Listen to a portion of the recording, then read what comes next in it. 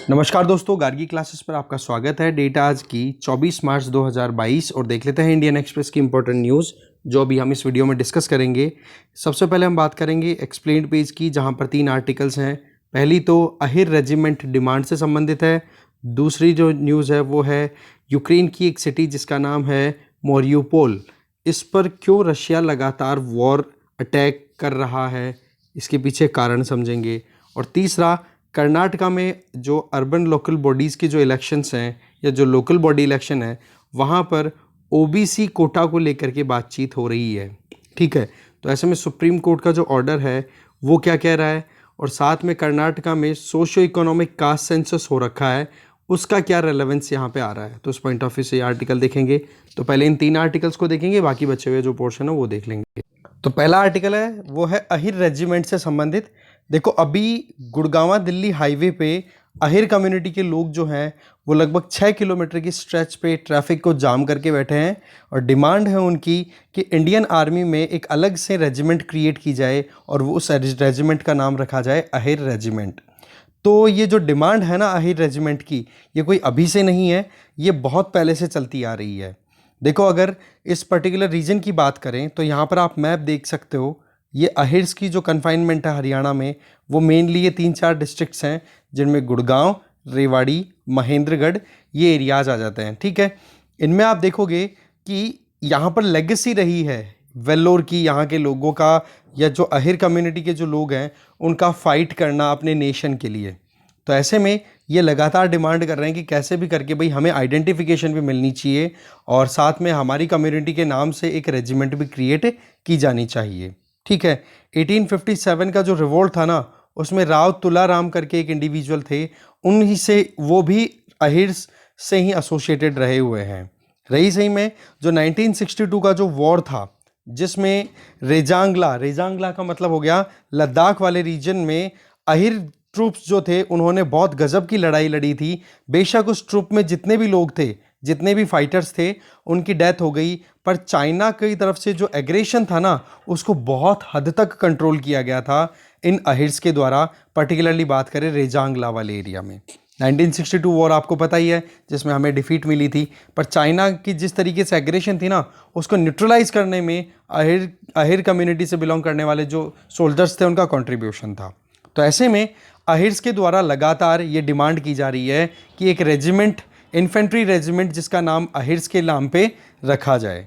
ठीक है, बेसिकली अहिर्स ने जो पार्टिसिपेशन दिया था ना 1962 में, वो तो देखो कुमाऊं रेजिमेंट के पार्ट के तौर पे दिया था। मतलब कुमाऊं रेजिमेंट नाम से एक रेजिमेंट है, उसी में उनका पार्टिसिपेशन था। तो ऐसे में हमारे सामने इंपॉर्टेंट चीज़ यह आती है कि भाई ये रेजिमेंट्स जो हैं, कुमाऊं रेजिमेंट जिसमें अहिर्स का पार्टिसिपेशन था, तो ये रेजिमेंट कितनी पुरानी है। देखो, इंडियन आर्मी में हमारे यहाँ पर क्लास, कास्ट इनके नाम पे रेजिमेंट्स बने हुए हैं। तो कास्ट के नाम पर देखो जाट, या एरिया वाइज देखो कुमाऊं, या फिर राजपूत, मिक्स्ड क्लास रेजिमेंट, इस तरीके से हमारे यहाँ पर अलग अलग कैटेगरी की रेजिमेंट्स में डिवीज़न कर रखा है। ठीक है, जिसमें आप देख सकते हो कि अलग अलग कामों में लोग एंगेज रहते हैं और अहिर कम्युनिटी के जो लोग हैं वो आर्टिलरी में भी हैं, इंजीनियर भी हैं, सिग्नल में भी हैं और आर्मी में भी सर्विस अपनी प्रोवाइड करते रहते हैं। आप देखो, इनिशियल टाइम जो था उस टाइम पर 19 हैदराबाद रेजिमेंट हुआ करती थी। ठीक है, जिसमें अहिर्स का पार्टिसिपेशन अच्छा खासा था। फिर टाइम जैसे बीता तो यहाँ पर आप देखोगे कि मेन जो डोमिनेंस थी इस हैदराबाद रेजिमेंट में, वो देखो उत्तर प्रदेश से तो राजपूत थे और ये अहिर हुआ करते थे, और मुस्लिम्स भी थे जो कि डेक्कन प्लेट्यू वाले एरिया से थे। फिर जैसे ही 1902 का टाइम आता है तो ये हैदराबाद रेजिमेंट है ना, इसको और रिड्यूस कर दिया जाता है स्ट्रेंथ में। फिर 1922 आती है, तब फिर से रीऑर्गेनाइजेशन होता है इंडियन आर्मी का। फिर 19 हैदराबाद रेजिमेंट को जो है चेंज कर दिया, और चेंज करके अब नाम मतलब एक तरीके से उसमें भी कॉम्पोजिशन है वो चेंज हो गई थी। फिर 1930 आई, 1930 में फिर से ये जो कुमाऊं एरिया से जाट कम्युनिटी के अहिर्स, मिक्स्ड क्लास, इस तरीके की रेजिमेंट्स क्रिएट कर दी जो कि अभी भी कंटिन्यू कर रही है। और आपको पता है ब्रिटिशर्स के टाइम पे क्यों ये रेजिमेंट्स में या जो ग्रुपिंग करते थे मिलिट्री पर्सनल्स की, वो क्यों करते थे? 1857 में ही ये सबसे बड़ा एक रिफॉर्म इंट्रोड्यूस किया गया था 1857 के रिवोल्ट के बाद में, कि भाई ये जो इंडियंस हैं ये एक साथ होकर के और फिर बोला अंग्रेजी सरकार को उखाड़ना चाहते हैं। तो इस तरीके से वो डिवीज़न करना चाहते थे, डिवाइड एंड रूल का जो कॉन्सेप्ट था उस पॉइंट ऑफ व्यू से रिफॉर्म्स टाइम टू टाइम वो लाते रहते थे। फिर आप देखो ये जो 13th कुमाऊं बटालियन है कुमाऊं की, वो उसी ने बहुत इंपॉर्टेंट रोल प्ले किया था चाइनीज़ अटैक के टाइम पे। तो यहीं पर रोल एक जो मुखर के आता है अहिर्स का, उसी के बेसिस पे अभी डिमांड की जा रही है। ठीक है, तो यहाँ पर आप देख सकते हो कुमाऊं रेजिमेंट है वो निकल के आ जाती है कब? 1930 के टाइम पे। ठीक है, तो ये चीज़ हमारे लिए, और ओरिजिन कहाँ से हुआ था? इस हैदराबाद वाली जो रेजिमेंट थी उसी से। ठीक है, अब आप देखो कि ये जो बैटल था इसमें इनका कंट्रीब्यूशन बताया जा रहा है। बेसिकली इनमें 100 से ज़्यादा 120 के लगभग ट्रूप्स थे, सब ने जान भी गंवा दी, पर चाइनीज़ को आगे नहीं बढ़ने दिया। उनका जो स्कोप था चाइना का और ज़्यादा आगे तक बढ़ने का, उसको बहुत हद तक कंट्रोल किया था। इसी बेसिस पे ये देखो डिमांड की जा रही है। बाकी तो चीज़ें वही रिपीट हो रही है, कुछ नया नहीं है। इसके अलावा अहिर्स में से पार्टिसिपेशन में मेजर शैतान सिंह, उनको हमारे देश में जो गैलेंट्री अवार्ड्स दिया जाता है ना, वीरता के लिए जो अवार्ड दिया जाता है उसमें हाईएस्ट दिया जाता है परमवीर चक्र, वो उनको मिला था, जिन्होंने 1962 के ये रेजांगला वाले एरिया में उन्होंने अपनी फाइटिंग करी थी, लगातार अपनी जो ब्रेवरी है उसको शो किया था। उसके अलावा दूसरे 8 सोल्जर्स को भी वीर चक्र भी दिया गया था, और दूसरा जो सेना अवार्ड है, सेना मेडल है, वो भी दिए गए थे। तो ऐसे में इनका जो कंट्रीब्यूशन है उसको रिकग्निशन ये दिलाना चाहते हैं, उस पॉइंट ऑफ व्यू से ये डिमांड है अहिर रेजिमेंट की। आगे चलते हैं। नेक्स्ट आर्टिकल है कि क्यों रशिया के लिए ये मॉरियुपोल जो है इतना इंपॉर्टेंट है, कि लगातार वहां पर उस सिटी को बर्बाद करने पे रशिया अड़ा हुआ है। तो यहां पर आप देख सकते हो ये सी ऑफ अजोव है, ये इधर ब्लैक सी आ गया, और इधर आप देख सकते हो मॉरियुपोल जो है वो एक कोस्टल सिटी है। तो इसकी सिग्निफिकेंस क्या है वो देखते हैं। टारगेट है रशिया का कि कैसे भी करके इस सिटी को बिल्कुल बर्बाद कर दिया जाए। देखो 2014 में आपको पता है क्रीमिया को एनेक्स कर लिया था रशिया ने मिलिट्री ऑपरेशन के बेसिस पे। फिर उसके बाद में ये जो ईस्टर्न रीजन है जहां पर रशियन डोमिनेटेड लोग ज़्यादा रहते हैं ना, उस वाले एरिया में जिसको लुहांस्क और दोनातस्क बोलते हैं, उस एरिया में रशियन ट्रूप्स की जब डोमिनेंस बढ़ने लग गई तो यूक्रेन की गवर्नमेंट ने 2014 के बाद में इस मॉरियुपोल को ही दोनातस्क की कैपिटल के तौर पे अनाउंस कर दिया। ठीक है, कि भाई अब से जो है दोनातस्क की कैपिटल क्या है? ये मॉरियुपोल। तो ये चीज क्या है कि अपने आप में यूक्रेन की जो पकड़ है दोनातस्क और लुहांस्क वाले रीजन में, ईस्टर्न यूक्रेन में, उसको शो करता है। और इसी चीज को रशिया खत्म करना चाहता है कि यूक्रेन की जिन टेरिटरीज में रशिया अपनी पकड़ बना रहा है वहां पर यूक्रेन कोई क्लेम ना करे। तो ऐसे में ये जो सिटी है ना, ये सिंबॉलिकली बहुत ज्यादा स्ट्रांग है। रही सही में सी ऑफ अजोव के थ्रू अगर जितना भी ट्रेड देखें तो उसमें मेरियोपोल के थ्रू बहुत ज़्यादा ट्रेड होता है। रही सही में अगर इधर देखें, ये जो दूसरी और कोस्टल लाइन है ब्लैक सी की तरफ यूक्रेन की, उस पर पूरा कैप्चर ऑलरेडी रशिया ने कर लिया है।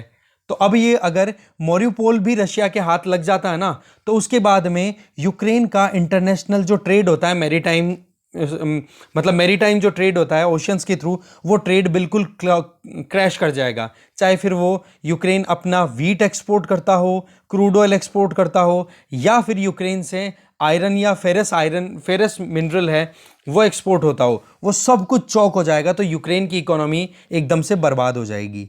ठीक है, तो बोला फिर यूक्रेन को घुटनों पे लाने में जोड़ नहीं आएगा। तो इसलिए ये जो मॉरियुपोल सिटी है ना, ये टारगेट है। ये नाम जरूर देखोगे भाई, कीव, सुमी, खारकीव, मॉरियुपोल, और इसी तरीके से ओडेसा, और ये क्रीमिया आपको पता है सी ऑफ अजोव है। और ये वाटर स्ट्रेट है ना जो ब्लैक सी और सी ऑफ अजोव को जोड़ती है, ये कर्च वाटर स्ट्रेट बोला जाता है इसको। ठीक है, तो ये चीज है मेन टारगेट, कि कैसे भी करके मॉरियुपोल को पकड़ लिया ना, फिर कोस्टल लाइन से बिल्कुल कट ऑफ हो जाएगा यूक्रेन। अब देखो बात ऐसी है कि डिफरेंट इंडिविजुअल्स का अपना अपना क्लेम है। तो जिसमें ये बात आ रही थी कि जी रशिया जो है उसका टारगेट है, रशिया कहीं ना कहीं बोला फेल हो रहा है। यूनाइटेड नेशन सिक्योरिटी एडवाइजर की अगर बात करें, जैक सुलिवन, उनका ये कहना है कि रशिया का जो ये इन्वेजन है ना यूक्रेन में, ये बिल्कुल फेल हो गया है। कैसे?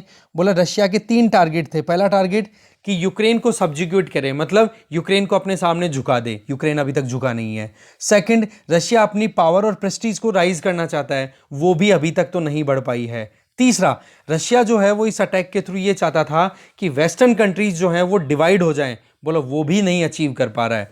तो ऐसे में वेस्टर्न कंट्रीज जो हैं उनका तो ये कहना हो गया क्लियर कि रशिया जो है वो अपने जितना भी टारगेट लेकर के चल रहा था उनमें सब में फेल हो रहा है। और कहीं ना कहीं ये चीज़ बात भी आ रही है, सुना भी होगा आपने मेरे मुंह से भी और पहले भी कई न्यूज़ में, कि पुतिन का ये एस्टिमेशन था कि 3 दिन में यूक्रेन को ख़त्म कर देगा, यूक्रेन को अपने हाथ में ले लेगा। पर 3 दिन क्या, अभी तक तो 1 महीने से ज़्यादा का टाइम तो ऑलमोस्ट हो चुका है ना। तो ऐसे में लड़ाई का तो कोई अंत हो नहीं रहा है, बस सिटीज़ को बर्बाद किए जा रहे हैं। बढ़िया अच्छी खासी डेवलप्ड सिटीज़ हैं वो कब्रिस्तान में कन्वर्ट हो गई है। ये चीज़ थी जो हमें देखनी थी। आगे चलते हैं। नेक्स्ट है, देखो कर्नाटका में अभी रिजर्वेशन को लेकर के कुछ मुद्दा हाईलाइट हो रहा है, दैट इज आप यहां पर देख सकते हो। देखो कर्नाटका कांग्रेस जब पावर में थी ना 2013 से 2018 के बीच में, तो उस टाइम पर अदर बैकवर्ड क्लासेस को पता करने के लिए कि जी लोकल बॉडीज में अगर अदर बैकवर्ड क्लासेस को आपको रिजर्वेशन देना है तो उसके लिए आपके पास में एम्फेरिकल डेटा होना चाहिए। एम्फेरिकल का मतलब होता है कि आपके पास में एक होता है ना एग्जैक्ट डेफिनेशन होनी चाहिए, एग्जैक्ट डेटा होना चाहिए और एक्यूरेसी भी होनी चाहिए उस डेटा में कि वाकई में कितने लोग हैं जो कि अदर बैकवर्ड क्लासेस से बिलोंग करते हैं, जो कि डिजर्व करते हैं रिजर्वेशन के लिए। तो ऐसे में सोशियो इकोनॉमिक कास्ट सेंसस जो है वो कर्नाटका ने कंडक्ट करवाई थी 2013 से 18 के बीच में। अब आप देखो यहाँ पर कि कर्नाटका में फिर से अभी इलेक्शन होने हैं, लगभग 1 साल से ड्यू चल रहे हैं वहाँ पे, और मुद्दा जो अटक रहा है वो यही चल रहा है कि भाई ओबीसीज को रिजर्वेशन कैसे दिया जाए। क्योंकि अभी रिसेंट जिस तरीके से महाराष्ट्र में भी यही मुद्दा उठा था कि भाई लोकल बॉडीज़ के इलेक्शंस में अदर बैकवर्ड क्लासेस को रिजर्वेशन दे दिया जाए, तो यही चीज़ अभी कर्नाटका भी करना चाह रहा है। पर उसको सुप्रीम कोर्ट ने स्ट्रक डाउन कर दिया था कि भाई आपके पास में एकदम प्रॉपर एविडेंस नहीं है कि किस बेसिस पे आप ओबीसीज को जो है रिजर्वेशन देना चाहते हो। तो वही चीज़ अभी कर्नाटका में भी फंस रही है। तो ऐसे में इलेक्शंस अभी तक हो नहीं पा रहे हैं वहाँ पे। अब देखो कर्नाटका ने अपनी तरफ से सर्वे भी करवाया। 2015 में कांग्रेस की गवर्नमेंट थी वहाँ पे और चीफ मिनिस्टर थे सिद्धारमैया। उन्होंने सोशियो इकोनॉमिक कास्ट सेंसस करवाई थी। ये पहली बार कर्नाटका स्टेट में पहली बार हुई थी 84 साल की हिस्ट्री में, जब एच कांथाराज की लीडरशिप में Karnataka backward class commission constitute किया गया। और उसमें यह था कि पता तो पड़े ना कि वाकई में कितना वहां पर अदर बैकवर्ड क्लासेस का रेशियो है पॉपुलेशन में। तो जब डिटेल की बात करें तो पब्लिक तो की नहीं गई थी ये डिटेल, बस लीक हो गई थी थोड़ी सी इंफॉर्मेशन। और वो लीकेजेस से क्या पता पड़ा कि कर्नाटका की टोटल पॉपुलेशन में जो ओबीसीज हैं, जिनमें मेन एक तो लिंगायत्स हैं और एक वोकलिगाज हैं, उनमें लिंगायत की पॉपुलेशन तो है 9.8% और वोकलिगाज की अगर बात करें तो उनकी पॉपुलेशन है 8.2%। तो पॉइंट यहां पर क्या आ रहा है कि कर्नाटका गवर्नमेंट रिजर्वेशन देना चाहती है 17% और 15% के हिसाब से, जबकि रियलिटी आपको पता क्या पड़ रही है यहां पर जो लीकेजेस डेटा है उससे। तो इसमें क्या आ रहा है, क्वेश्चन मार्क आ जाता है कि भाई सर्वे के हिसाब से जो आपके पास में सोशियो इकोनॉमिक कास्ट सेंसस के हिसाब से आपके पास में जो डेटा अवेलेबल है ना वो एक्यूरेट नहीं है। तो इसी चीज को लेकर के वहां पर कहीं ना कहीं पॉलिटिक्स खेली जा रही है। और सुप्रीम कोर्ट ने देखो कर्नाटका को पहले भी ऑर्डर दिए थे 2010 में कि आप अगर वाकई में ओबीसीज को रिजर्वेशन देना चाहते हो ना, आर्टिकल 243 डी क्लॉज 6 और 243 टी क्लॉज 6 के तहत तो आपके पास में एम्पेरिकल डेटा होना चाहिए। दैट मीन्स एक रियल डेटा आपके पास में अवेलेबल होना चाहिए। और एम्पेरिकल डेटा का क्या डेफिनेशन दी महाराष्ट्र वाले केस में, अभी जो रिसेंटली जजमेंट आया था 2019-20 का जो केस था उसमें, तब ये कहा था कि एक स्टेट कमीशन कॉन्स्टिट्यूट किया जाए जो कि कंटेम्पोरेनियस, दैट मीन्स अभी की करंट सिचुएशन को वो इंक्वायरी करे कि भाई वाकई में कितनी तो पॉपुलेशन है अदर बैकवर्ड क्लासेस की और उनकी बैकवर्डनेस का क्या स्टेटस है, कि वाकई में वो केवल ओबीसीज की कैटेगरीज में ही है, बाकी उनका लिविंग स्टैंडर्ड है वो बैकवर्ड क्लासेस की तरह नहीं है। तो वो चीज़ आपको एक्यूरेटली पता करनी होगी, उसके लिए स्टेट कमीशन आपको कॉन्स्टिट्यूट करना होगा। दूसरा कि आपको जो रिजर्वेशन देना है उसके लिए कमीशन की रिकमेंडेशंस आपके पास में होनी चाहिए। एक इंडिपेंडेंट कमीशन वो रिकमेंड करे कि भाई इतनी पॉपुलेशन है, इतनी पॉपुलेशन में इतने लोगों के हिसाब से इतना % रिजर्वेशन अर्बन लोकल बॉडीज में या फिर जो पंचायती राज इंस्टीट्यूशंस हैं उनमें आप दे सकते हो। तीसरा पॉइंट ये कि रिजर्वेशन जो है वो 50% की जो कैपिंग है उससे ज्यादा नहीं होना चाहिए। ये बेसिकली स्टेट ऑफ महाराष्ट्र का केस है, Vikas Kishan Rao Gavil versus state of Maharashtra. इसमें सुप्रीम कोर्ट ने कहा था कि ये जो केस था ना पूरा, जिसमें अभी ये 3 कदम बताए हैं, ये इसी केस का नाम है कि भाई 50% से ज्यादा सीट आप रिजर्व नहीं कर सकते हो लोकल बॉडीज में। ठीक है, तो इस तरीके से ये एक एम्पिरिकल स्टडी हो जाएगी और ये चीज अभी तक भी कर्नाटका में प्रॉपर्ली कंडक्ट नहीं हुई है। दूसरी तरफ अगर देखें तो सोशियो इकोनॉमिकली जो बैकवर्ड क्लासेस होती हैं, सोशियो एजुकेशनली बैकवर्ड क्लासेस, उनके रिजर्वेशन की बात आर्टिकल 15 क्लॉज 4 और फिर बाद में जो इक्वल अपॉर्चुनिटी की बात आप करते हो जिसमें भी रिजर्वेशन की हम बात करते हैं तो आर्टिकल 16 क्लॉज 4 बोला, इनको भी अगर आप चाहते हो ना इंप्लीमेंट करना तो प्रॉपर आपके पास में एविडेंस होने चाहिए। तो ये 4 आर्टिकल्स हैं, इन चारों को जस्टिफाई करना पहली जरूरी बात है, तब जाकर के लोकल बॉडीज में इलेक्शंस के में जो सीटें हैं उनमें आप रिजर्वेशन दे सकते हो। पर इसके लिए आपको क्या करना पड़ेगा, ये 3 स्टेजेस कवर करनी पड़ेगी जो कि ऑनरेबल सुप्रीम कोर्ट की 3 जजेस की बेंच ने अपनी तरफ से स्टेटमेंट में बोला था। तो यही चीज बताई जा रही है आगे, बाकी तो पॉलिटिक्स से ज्यादा बातचीत हो रही है, मेन जो मुद्दा था वो हमने देख लिया। आगे चलते हैं। नेक्स्ट जो न्यूज है फ्रंट पेज पे वो ये कि इंडिया से गुड्स का जो एक्सपोर्ट है ना वो $400 बिलियन के मार्क को क्रॉस कर चुका है और अभी 10 दिन और बाकी हैं, मतलब जो डेटा अवेलेबल है उसमें। तो ऐसे में फाइनेंशियल ईयर 2021-22 की अगर हम बात करें तो हमारा गुड्स का एक्सपोर्ट कितना हो गया है, $400 बिलियन का। और इसके पीछे एक कारण क्या है, Russia Ukraine conflict, international supply chain में अलग अलग कंट्रीज का विड्रॉ करना, सैंक्शंस लग जाने और उसी का फायदा कहीं ना कहीं इंडिया जो है उठा रहा है। तो ऐसे में हमारे यहां पर एक्सपोर्ट इंपोर्ट का अगर हम ट्रेंड देखें पिछले 5 साल का, तो फाइनेंशियल ईयर 2018 मतलब 2017-18 में हमारा इंपोर्ट तो था $303.5 बिलियन का और एक्सपोर्ट था $465 बिलियन का। तो हमारे ट्रेड डेफिसिट कितना था, क्योंकि हम इंपोर्ट ज्यादा करते हैं ना एक्सपोर्ट की बजाय, इसलिए $162 बिलियन का हमारे डेफिसिट था। और अभी देखें तो इंपोर्ट भी बढ़ा है, $589 बिलियन तक हम पहुंच चुके हैं इंपोर्ट में, जिसमें मेन तो देखो हमारे क्रूड ऑयल मार जाता है। ठीक है ना, तो ऐसे में देखो इलेक्ट्रिक व्हीकल्स है ना, उनको प्रमोट करना हमारी ज़रूरत भी है, क्योंकि फिर एनर्जी के लिए हम दूसरे किसी कंट्री पे डिपेंडेंट नहीं होंगे। इंटरनेशनली कोई डिस्रप्शन आएगा तो हम किसी की तरफ मुंह की तरफ देखना नहीं पड़ेगा हमें। तो ये ट्रेंड आप देख सकते हो कि ट्रेड डेफिसिट जो है वो 162, 184, 161, 102, 188। तो इस पॉइंट ऑफ व्यू से देखें तो फ्लक्चुएशंस है ट्रेड डेफिसिट का, 162 से 184, 184 से 162, अगेन नीचे 102 और भी नीचे, और 188 अब सबसे ऊपर। तो इस तरीके से ये ट्रेड डेफिसिट का ग्राफ है आपके सामने। दूसरी तरफ एक्सपोर्ट इंपोर्ट की बात करें तो इंपोर्ट आप देख सकते हो 303, 330, 313, 291। ये फाइनेंशियल ईयर 2021 है, इसका मतलब 2020-21 की हम बात करें जब कोविड की वजह से लॉकडाउन्स लगे थे। ठीक है, फर्स्ट और सेकंड लॉकडाउन उसकी बात चल रही है उसी टाइम पे, इसलिए इंपोर्ट भी डाउन गया था तो एक्सपोर्ट भी डाउन गया था। पर अभी इंपोर्ट भी अच्छा खासा हो गया और एक्सपोर्ट भी अच्छा खासा हो गया। तो ये टेबल है ना आपके सामने, ये जो बार ग्राफ है ये बहुत इंपॉर्टेंट है, थोड़ा ध्यान से इसको देख लेना भाई, क्योंकि पिछले 5 सालों के ट्रेंड के बारे में क्वेश्चन आ जाते हैं प्रीलिम्स में। आगे चलते हैं।